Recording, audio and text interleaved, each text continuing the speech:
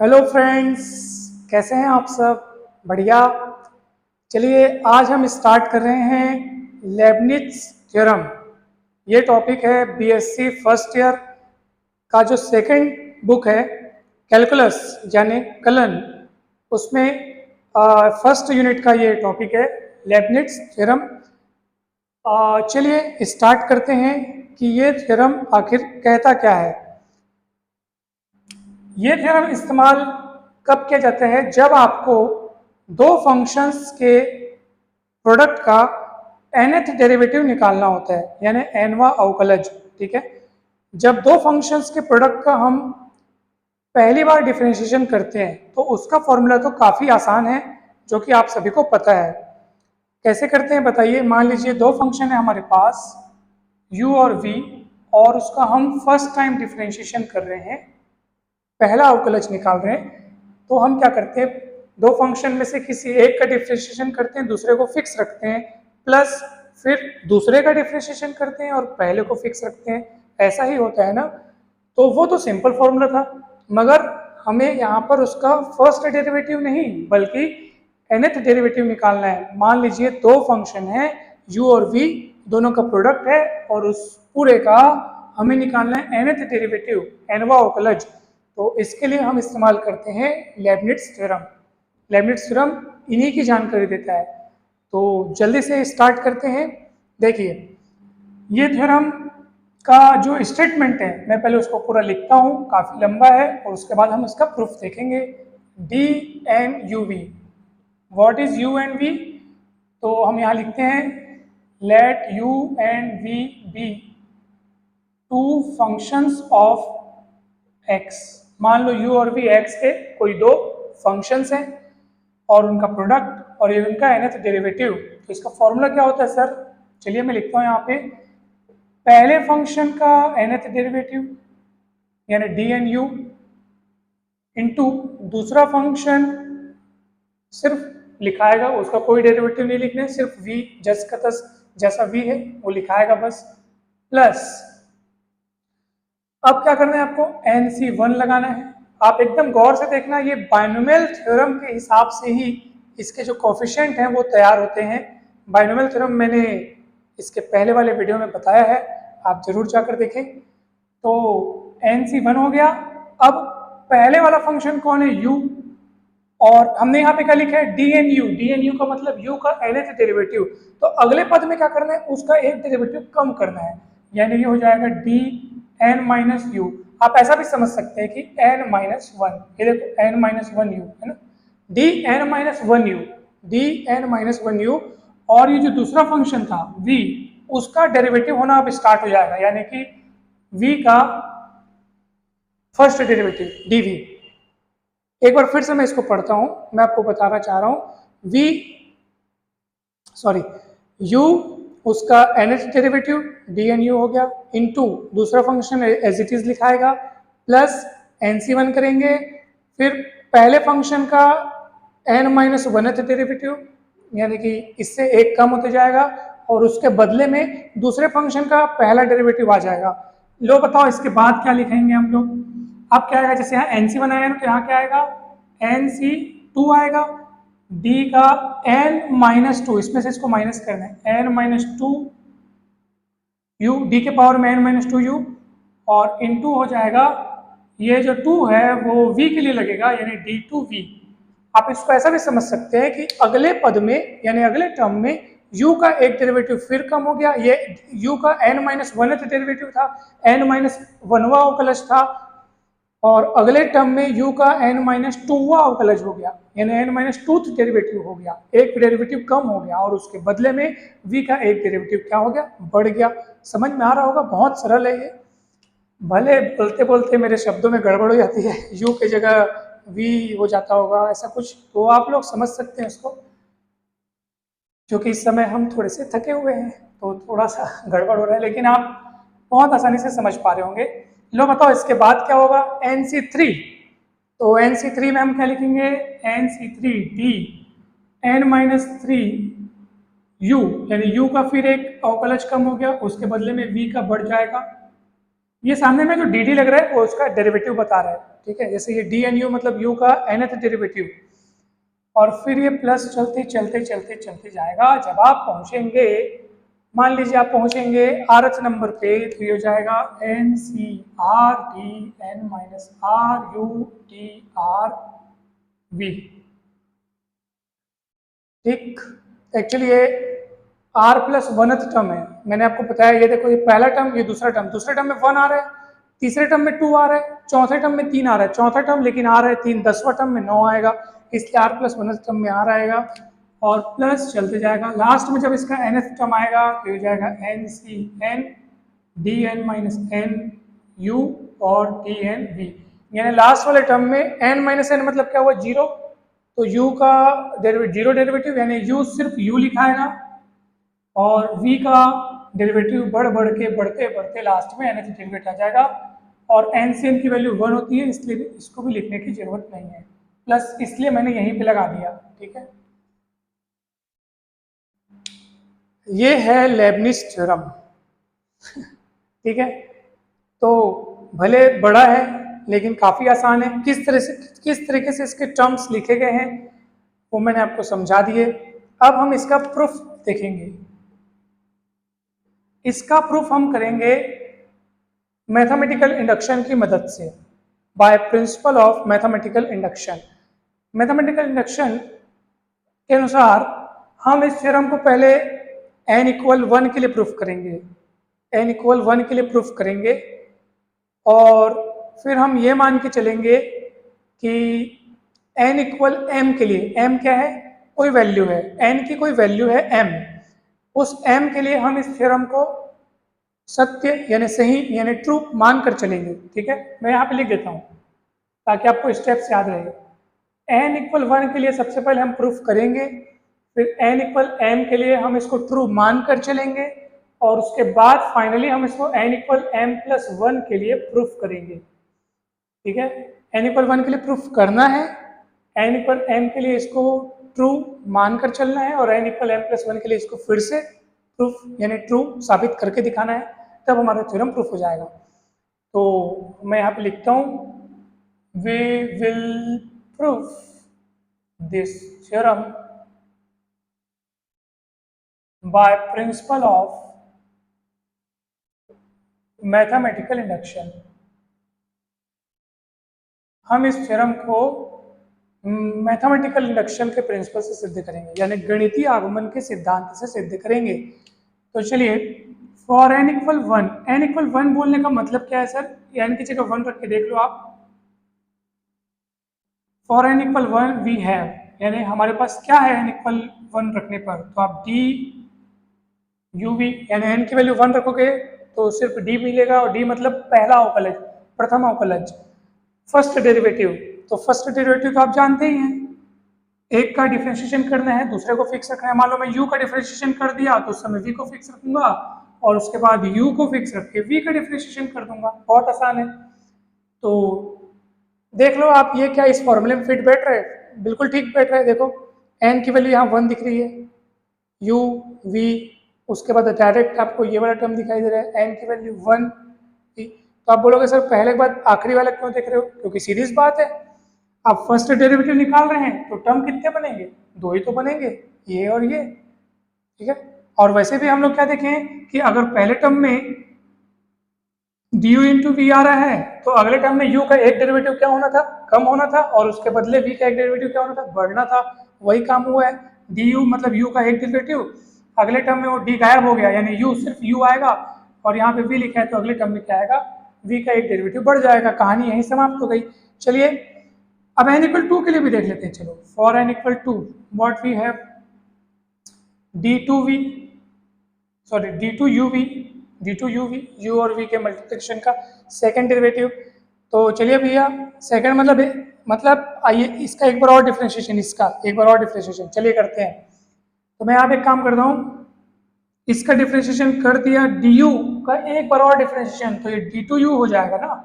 du मतलब already एक बार हुआ है, एक बार और करेंगे तो d2u हो जाएगा, v जस का तस प्लस यहाँ पे अब du जस का तस रहेगा और v का फर्स्ट डिफरेंशिएशन होगा। अभी उसको हम छुए तक नहीं है, इसी में हम फॉर्मूला लगाए हैं, पहले का डिफरेंशिएशन दूसरा जसकतस प्लस पहला जसकतस यानी ज्यों का त्यों, जैसा का तैसा, और दूसरे का डिफरेंशिएशन डीवी, ठीक है, प्लस वही काम आप यहाँ पे कीजिए, u का डिफरेंशिएशन कर दो तो du बन गया, dv को ज्यों का त्यों रहने दो, प्लस अब u को ज्यों का त्यों रहने दो और इसका डिफरेंशिएशन कर दो, तो dv का एक बार और करेंगे तो हो जाएगा d2v,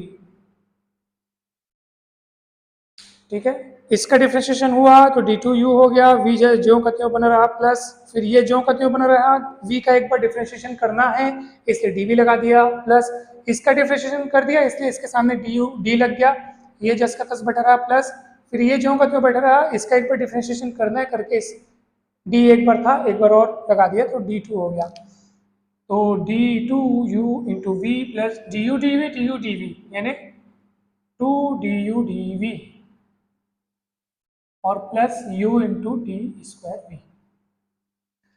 तो आप आसानी से देख पा रहे हैं कि ये फिर से उसी पैमाने पे, उसी मीटर पे, उसी पे फिट हो गया। आप देखो ना, n की जगह अब आपको 2 नजर आ रहा है, क्योंकि हम सेकंड डेरिवेटिव के लिए लिखे थे इसलिए 3 टर्म नजर आ रहे हैं। हमेशा जितने डेरिवेटिव को आप लिखेंगे उससे एक ज्यादा टर्म ही नजर आएगा, एक ज्यादा टर्म ही नजर आएगा, ठीक है, 2 तो 3 टर्म बनेंगे, एक था इसलिए 2 टर्म बने, और वैसे भी आप देखो d2u भी हुआ, फिर अगले टर्म में क्या हुआ, एक du का डेरिवेटिव कम हो गया, उसके बदले एक v का बढ़ गया, देखो d2u था, एक कम होकर du हो गया, v का एक बढ़ गया dv हो गया, प्लस u का फिर एक कम हो गया, du से u हो गया और v का एक और बढ़ गया, और हमारा प्रोसेस भी समाप्त हो गया।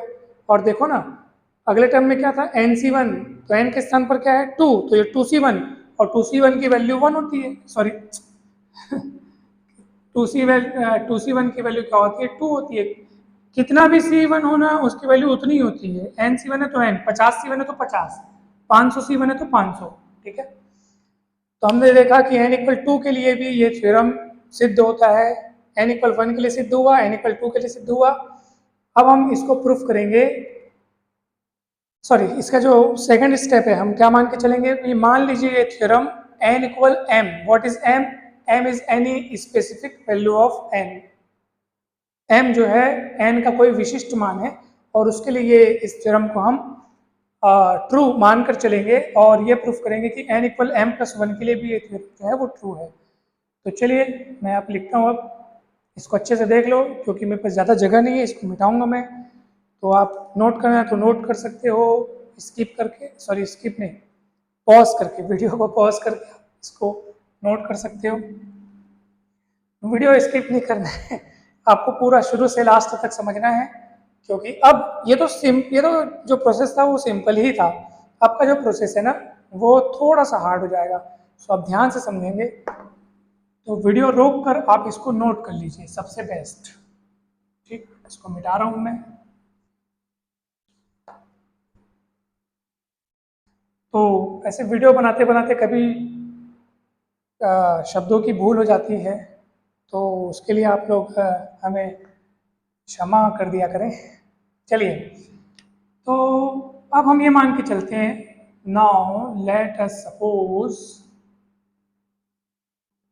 कि theorem is true for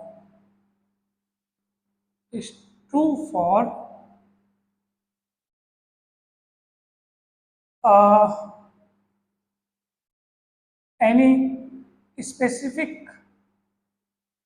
value of n से m।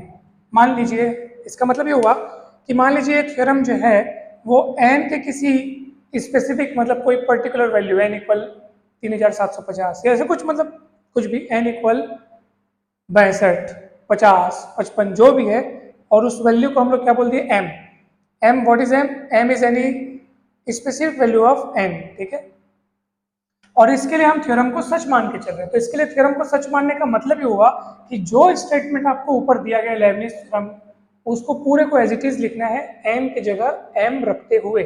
चलिए लिखिए, तो यहाँ पे हम लिखेंगे dm, है ना, dmu इंटू v, n की जगह m बस रखना है, dmu v mc1 dm-1 u D V, M C two D M minus two U D two V, M C three D M minus three U D three V, और चलते जाएगा चलते जाएगा चलते जाएगा। इसके बाद मेरे को एक लाइन, दो लाइन और हो जाएगा, दो लाइन और हो जाएगा, नीचे तक का पूरा दिखाई दे देना चाहिए, मैं देख नहीं पाया हूँ।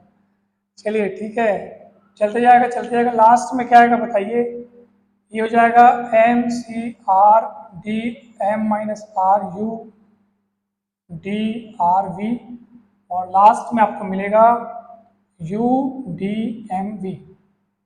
एन के स्थान पर आपने क्या रख दिया, एम रख दिया। अब हमको किसके लिए प्रूफ, हमने क्या, ये हमने सच मान के चले ना, एन की वैल्यू एम के लिए मान लो ये थ्योरम सच है, और हमको सिद्ध करना है किसके लिए, एम प्लस वन के लिए। तो एम से एम प्लस वन तक कैसे पहुंचेंगे, एम से एम तक, एम से एम प्लस वन मतलब एक स्टेप ऊपर, एक स्टेप ज़्यादा, और वो एक स्टेप मतलब एक बार और डिफ्रेंशिएशन। एम मतलब होता है एम बार डिफ्रेंशिएशन, एम प्लस वन मतलब वो एक बार और। तो हमको क्या करना पड़ेगा, N is equals to M plus one proof करने के लिए, N is equals to M plus one के लिए थ्योरम को प्रूफ करने के लिए आपको इसको एक बार और डिफ्रेंशिएशन करना पड़ेगा। तो now differentiating both side with respect to X. ठीक है, तो चलिए डिफ्रेंशिएशन कीजिए। फिर से एक बार बता रहा हूं मैं आपको, ये m के लिए हम प्रूफ मान के चल रहे हैं, ट्रू मान के चल रहे हैं। n equal M plus one के लिए इस थ्योरम को प्रूफ करने के लिए हमें यहाँ m की जगह क्या दिखाई देना चाहिए, ये m है, और m की जगह हमको दिखाई देना चाहिए m प्लस वन, और इसके लिए हमको क्या करना पड़ेगा, इस इक्वेशन को एक बार और डिफ्रेंशिएशन करना पड़ेगा। तो उससे क्या होगा कि ये जो m है वहाँ पे हमको क्या दिखाई देने लगेगा, m प्लस वन, और फिर ये हमारा थ्योरम जो है वो प्रूफ हो जाएगा।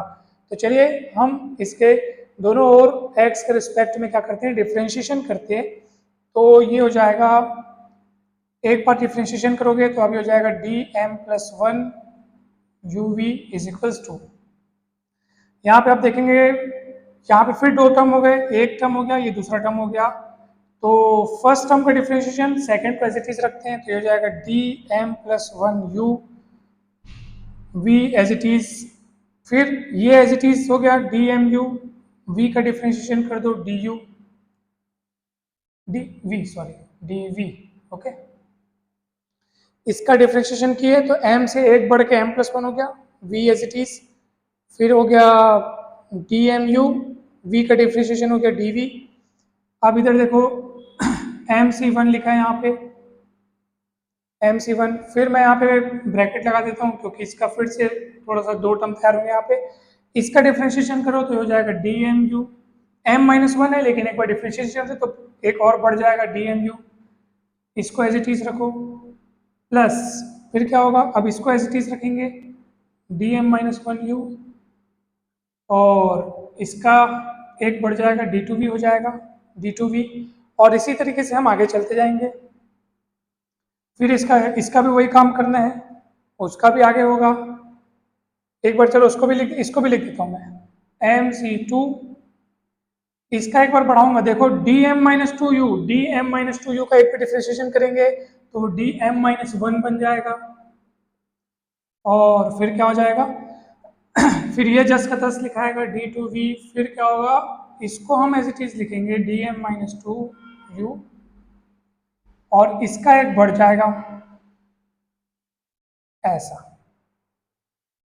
और चलते चलते चलते चलते यहाँ पे क्या आएगा बताओ, एम सी आर, इसका एक बढ़ा दो M minus R plus one U, इसका डिफ्रेंशिएशन ये एज इट इज, फिर क्या होगा, इसको एज इट इज रखो यू, और इसका डिफ्रेंशिएशन करो तो ये हो जाएगा डी, एक बढ़ा दो R plus one V, okay. एक बार अच्छे से चेक कर लो क्योंकि कहीं कुछ गड़बड़ तो नहीं लिखा गया। इसका डिफ्रेंशिएशन हुआ ये एज इट इज, फिर ये एज इट इज, इसका डिफ्रेंशिएशन हुआ एम सी वन, इसका डिफ्रेंशिएशन हुआ ये एज इट इज, फिर ये एज इट इज, इसका डिफ्रेंशिएशन हो गया एम सी टू, इसका हुआ, वो 10 का 10, फिर ये हुआ, ठीक है, बढ़िया है।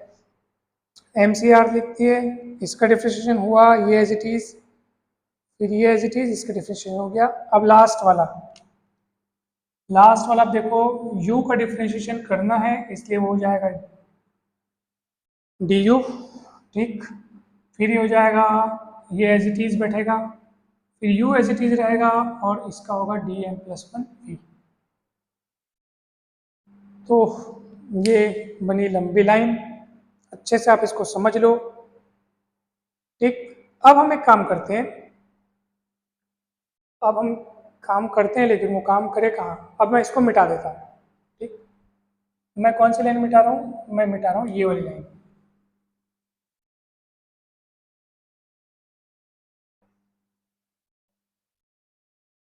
ये वाली लाइन मिटा दूँ, और ऊपर ऊपर वाली लाइन पता नहीं दिखेगा, इसको आप अच्छे से देख लो।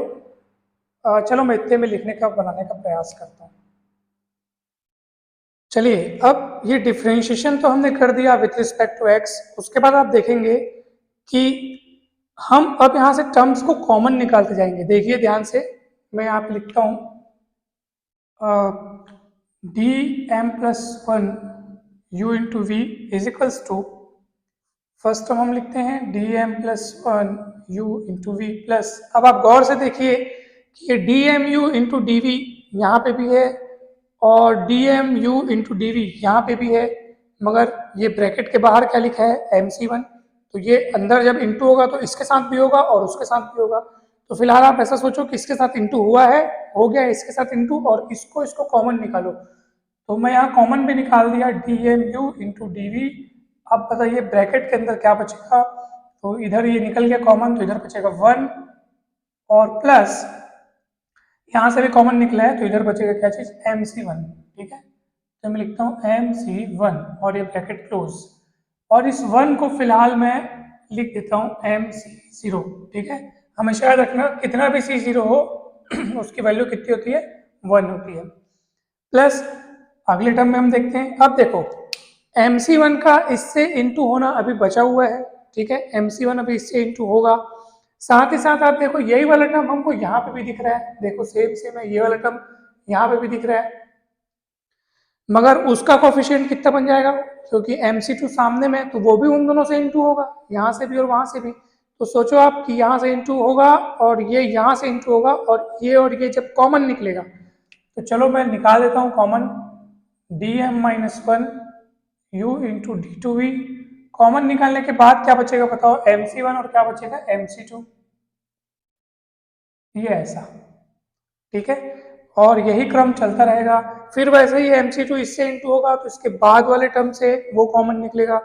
अब mcr की बात करते, ध्यान दीजिए, अभी तक हमने क्या देखा कि जैसे mc1 जब इससे इंटू हुआ, तो वो अपने अगले वाले टर्म के पहले वाले हिस्से के साथ कॉमन निकल गया। देखो ये वाला कहाँ कहाँ है बताओ? बोला ये वाला यहाँ पे, और आगे वाले टर्म के पहला वाला जो हिस्सा है वो वाला है। वैसे ही ना MCR का जब इससे इंटू होगा और उससे इंटू होगा, तो ये वाला किससे कॉमन निकलेगा पता है? ये वाला अपने पहले वाले टर्म के दूसरे वाले हिस्से से निकलेगा। और MCR जब इससे इंटू होगा, तो ये वाला और कहाँ मिलेगा बताओ? इसका अगला वाला टर्म जो बना होगा, ठीक है, उसमें ये वाला टर्म फिर मिलेगा। तो देखो, अगर आपको यहाँ से मान लो क्लियर नहीं हो रहा है, तो आप यहाँ से देखो, mc1 प्लस mc2 मिला, तो आप देखो यहाँ क्या मिला? 1, तो dm-1 u, mc2 तो d2v। तो आप बताओ मेरे को कि उसी प्रकार अगर मैं बनाऊं rवे टर्म का, सॉरी r+1 टर्म का, तो क्या होगा बताओ? mcr प्लस mcr+1, ठीक है। और क्या आएगा बताइए? डी, अब देखो ना mc1 था तो dm-1 हुआ, mcr रहेगा तो क्या होगा? dm-r रहेगा u इंटू डी, mc2 था इसलिए d2v हुआ, तो यहाँ पे क्या हो जाएगा? r+1 है तो dr+1v हो जाएगा। तो इस ट्रिक से भी आप अगला टर्म तैयार कर सकते हो। और आगे बढ़ते बढ़ते अब हम पहुंचने वाले हैं लास्ट टर्म में, तो लास्ट टर्म तो मैं लिख देता हूँ u इंटू dm+1v। ओके, समझ में आ गया होगा आपको, काफी आसान है। अब हम एक फॉर्मूला लिखने वाले हैं फॉर्मूला जो है वो ये है M C R plus 1 is equals to M plus 1 C R plus 1। तो इस फॉर्मूले को आपको कैसे याद रखना है, देखो ऊपर में एम सेम है और नीचे में क्या है आर और आर प्लस 1। तो आर और आर प्लस 1 के बीच मतलब एक का फासला है, ये वाला इससे एक ज्यादा है। तो यहाँ पे क्या हो जा रहा है एम से क्या हो जा रहा है एम प्लस 1, यानी एक कदम बढ़ गया और इन दोनों में से बड़ा कौन है आर प्लस 1, वो यहाँ लिखा गया। जैसे अपन देखो ना, ये हो गया D M plus 1 U into V plus, ये कितना हो जाएगा बताओ, एम है तो हो जाएगा एम प्लस 1, नीचे में एक का फासला है और ये बड़ा वाला है तो यहाँ 1 लिखाएगा D M U into D V plus इधर क्या हो जाएगा एम प्लस 1 सी, नीचे क्या आएगा बताओ, दोनों में से बड़ा कौन 2, एक का फासला है दोनों में और बड़ा वाले को लिखना है आपको यहाँ पे D M minus 1 D two V, और प्लस आगे चलते जाएगा एम सी आर प्लस 1 तो ये हो जाएगा M plus 1 C R plus 1 D M minus R U D R plus 1 V, और चलते जाएगा और लास्ट में आपको मिलेगा u into D M plus 1 V. अब आप एकदम गौर से देखिए कि लेबनिज थ्योरम का जो हमने स्टेटमेंट लिखा था ठीक वैसा ही स्टेटमेंट तो हमें प्राप्त हुआ है। आप देखो गौर से, ठीक वही स्टेटमेंट हमें प्राप्त हुआ है, बस इस बात में चेंजेस आ गया, मैं आपको बता रहा हूँ इस बात में फर्क आ गया। देखो आप उस थ्योरम में जहां जहां पर n था, जहां जहां पे n था, आज वहीं आपको आज मतलब अभी आपको वहीं पे क्या नजर आ रहा है m प्लस 1 नजर आ रहा है, n के स्थान पर m प्लस 1, n के स्थान पर m plus 1, n m plus 1, देखो n की जगह आप m प्लस 1 सोचो तो 1 1 कट के m दिख रहा है आपको। यानी इससे सिद्ध होता है कि हमने लेबनिज थ्योरम को n is equals to m plus 1 के लिए भी प्रूफ कर डाला, जो कि मैथमेटिकल इंडक्शन का लास्ट स्टेप था। इस तरीके से मैथमेटिकल इंडक्शन की मदद से हमने लेबनिज थ्योरम को प्रूफ कर दिया, ठीक है। और ये जो प्रोसेस है कि सबसे पहले हमने n इक्वल 1 के लिए प्रूफ किया, फिर n इक्वल m के लिए उसको ट्रू मान के चले और n इक्वल m प्लस 1 के लिए हमने उसको ट्रू सिद्ध किया, यहाँ पे ट्रू साबित किया। तो इससे यह सिद्ध होता है कि ये लेबनिज थ्योरम n के सभी वैल्यूज के लिए, सभी पॉजिटिव वैल्यूज के लिए सत्य है, ठीक है, n की सभी वैल्यूज के लिए सत्य है। और इस तरह से लेबनिज थ्योरम कंप्लीट होता है। कहीं भी आपको कोई डाउट हो तो जरूर पूछ लीजिए आप, ठीक है। और वीडियो अच्छा लगा हो तो चैनल को सब्सक्राइब कीजिए, वीडियो को लाइक कीजिए और शेयर भी कीजिए। Thank you so much.